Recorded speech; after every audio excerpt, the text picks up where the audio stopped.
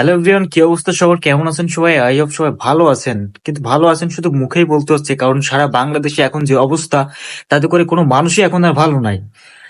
কারণ বন্যায় প্লাবিত মানুষগুলো এখন কি অবস্থায় আছে আমরা সেটা প্রতিনিয়তই দেখতে পাচ্তেছি। আর কতটা কষ্টে আছে সেটা আমরা হয়তোবা তাদের মানে তাদের কষ্টটা আমরা ফুল উপলব্ধি করতে পারতেছি না, কিন্তু আমরা যে দেখতেছি আমরা আমরা বুঝতে পারতেছি যে কোনো মানুষের ভালো নাই। আর তাদের টেনশনে সারা বাংলার মানুষ হয়তোবা কেউ ভালো নাই। যখন আমরা ধর্ম বর্ণ নির্বিশেষে সকলেই মানুষ, একটা মানুষের খারাপ লাগলেও অন্য জাতের বা অন্য ধর্মের হলেও আমাদের খারাপ লাগে।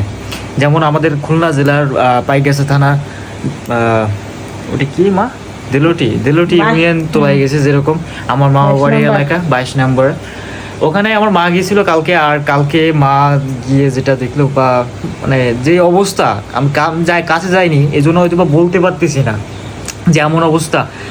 ঘরে ফুল জল ঢুকে গেছে, একদম জলের তলানো সব, রান্না বান্না খাওয়া দাওয়া কোনো কিছু নাই, শুকনো খাবার নিয়ে আর কি সবাই জীবনটা বাঁচাচ্ছে কোনোভাবে। বিশুদ্ধ জল তাই নাই, এমন একটা অবস্থা।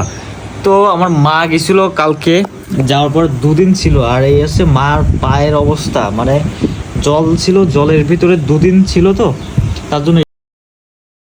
মা তুমি তো আজকে এই 2 দিন মানে কালকে গেলে মামা বাড়ি, আর আজকে তো গেলাম। জল কেমন ছিল বা ওদের পরিবেশটা কেমন?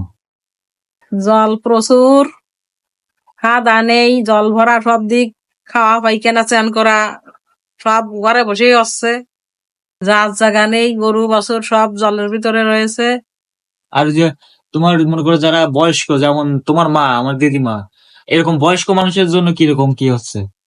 বয়স্ক মানুষ কেউ কেউ সরাই নিয়ে যাচ্ছে, কেউ খুলনায় গেছে, কেউ আত্মীয় বাড়ি চলে গেছে। মানে সরবরাহ কি করা যাচ্ছে? মানে যাতায়াতের ব্যবস্থা ওই তো এখন নৌকা যাতায়াতের ছাড়া তো মনে হয় নাই, মনে কোনো হয়। মতে নৌকা রাস্তার উপরে এখন কিরকম জল? রাস্তার পরে গলা জল, রাস্তার উপরে গোলা জল? রাস্তার উপরে গলা জল। তাহলে তো মাটির ঘর যেগুলো আছে মানে মাটির পড়ে ঘর, যাচ্ছে, কোনো মাটির ঘর নেই, সব পড়ে গেছে। সব পড়ে গেছে। তারপরে হচ্ছে সবাই ওই গরু বাছুর নিয়ে রাস্তার পরে আসতেছে, রাস্তার পরে কেউ বাসা বাঁধে থাকতেছে। সেটা বিধি কাণ্ড কাণ্ড তা দেখা যায় না, একটা চরম দুর্যোগ যারে বলে। তার ভিতরে আবার বর্ষা, এই ত্রাণ ট্রাণ দিচ্ছে, বাইরের লোকজন এসে ত্রাণ ট্রাণ দিয়ে গেল। উম, আর আর ওই জায়গায় যে বান্দাটা, ওই বান্দাটা কিভাবে কি করে? বান্দাটা বানতে গেছে কিন্তু বানতে পারতেছে না। আজকেও প্রচুর লোক গেছে, কয়েক জায়গাতে লোক বান্দা আছে। দিলে কি থাকতেছে না? না, বান্দা দিকে থাকতেছে না, কয়েক জায়গার লোক আছে, প্রচুর লোক, আজকে 1,500-2,000 লোক আছে, কিন্তু বানতেই পারেনি, জ্বর হয়ে গেছে পরে। আর হচ্ছে দিন দিন কি জল বাড়তিছে? দিন দিন জল বাড়তেছে। গতদিন ছিল যা, তার থেকে আজকে 1-1.5 হাত বেশি, তার থেকে আজকে দুপুরে জোয়ারে মানে আরো বেশি হবে আশা করা যায়।